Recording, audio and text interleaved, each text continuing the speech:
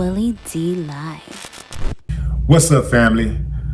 A man who worked at a smoke shop, who is being referred to as rapper Chicken Dondada, was fatally shot outside that smoke shop on Westchester Avenue in the Soundview section of the Bronx on Thursday, August 7, 2025. He was 33 years old and a father of 4. The shooting is being investigated as a targeted attack. Surveillance footage of the incident has been released, prompting online speculation about the circumstances of the shooting, particularly focusing on the actions of a friend present at the scene just before the attack. The shooting occurred one day after a video surfaced showing Dondada in a physical altercation with a female rapper named Baby Threat. Friends described Dondada as a good man, father, and a positive influence in his community, known for his generosity towards children.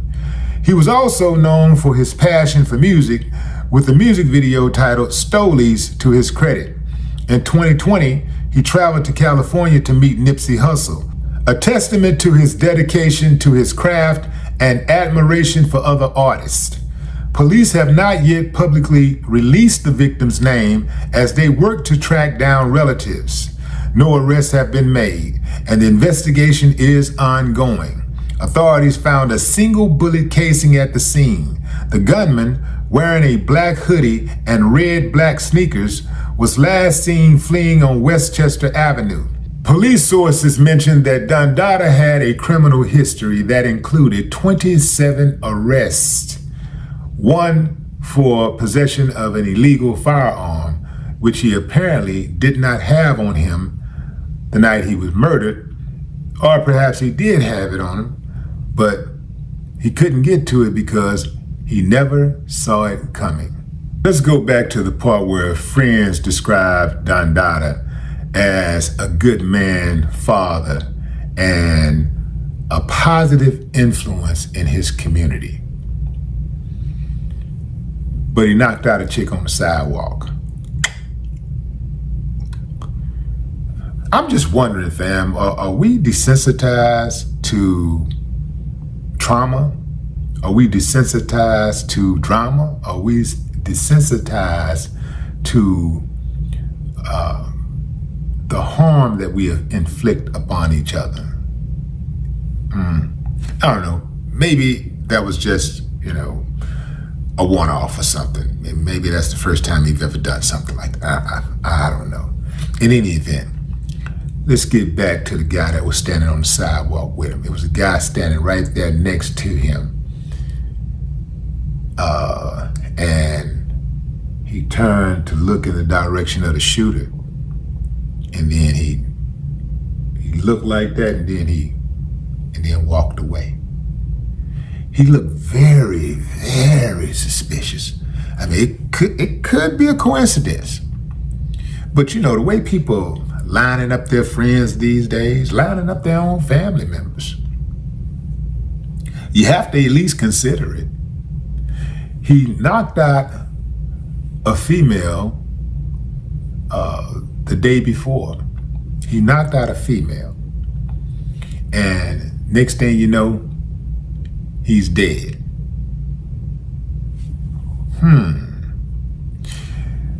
They described the shooter as a man. I don't know how they would know if it was a man or not, if they got on a hoodie and mask or whatever. I don't know how they do that. It's possible that Baby Threat got her own lick back. People saying, well, she got family and friends. She got people who love her. So you can't just assume that you can do something like that and get away with it. That's true. I mean, we all got people that love us and care about us. I don't care what type of person somebody else might think we are, how undeserving they may think we are at living life. There's somebody out there that, that love us and care about us enough to perhaps go out and do something like that. But it appeared to me that was a female, so it's possible that Baby Threat got her own lick back. Yeah, that's very possible. So here's the deal, fam. You know what you're gonna do, but you do not know what the next person is going to do.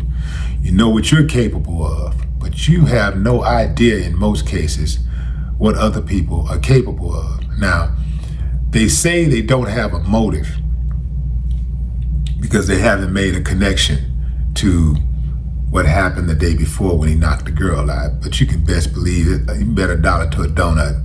He's dead because he put his hands on that woman. I would dare say, had he not swung on that woman, he had not knocked that woman out, it's very possible that he would be alive right now. He did it to himself. They said in a news report that the community was in mourning. Not everybody in the community. Everybody was not in mourning. Some people celebrated. Some people smiled all day long when they got the news.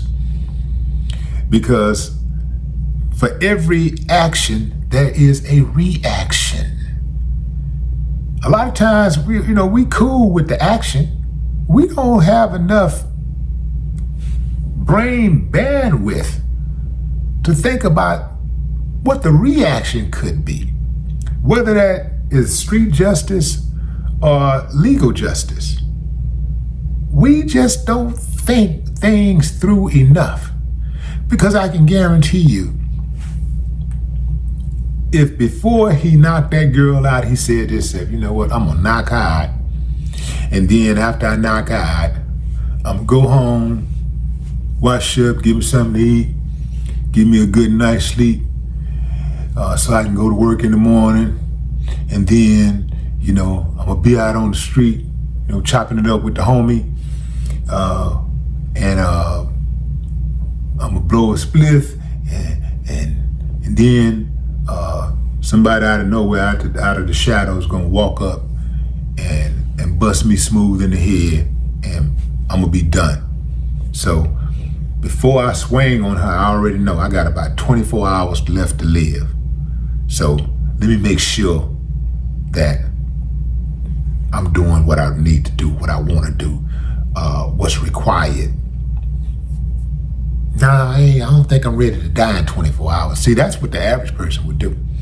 If they knew for certain, if I swing on this girl and knock her out, there's a good chance I'm gonna get killed the next day. Oh, not a good chance, I'm gonna get killed the next day if I do this. So now you gotta ask yourself before you do it, is it worth it?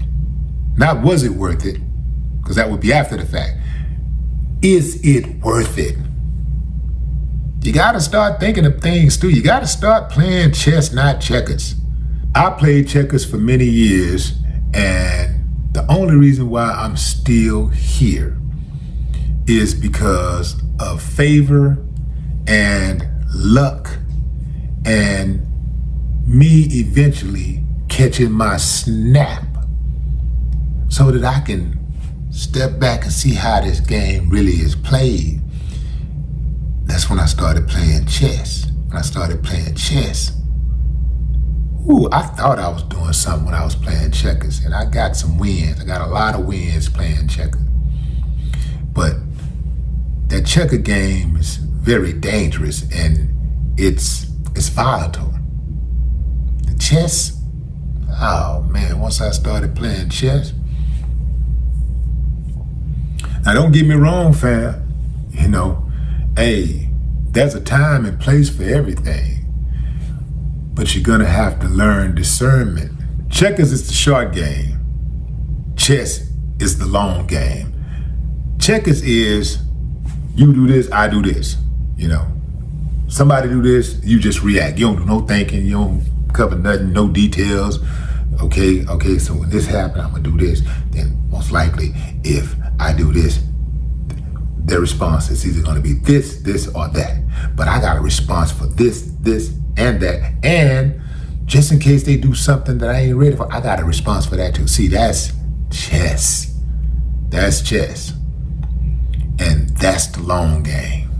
Chicken was not playing the long game. I can't even say R.I.P. because he did it to himself. No more talk.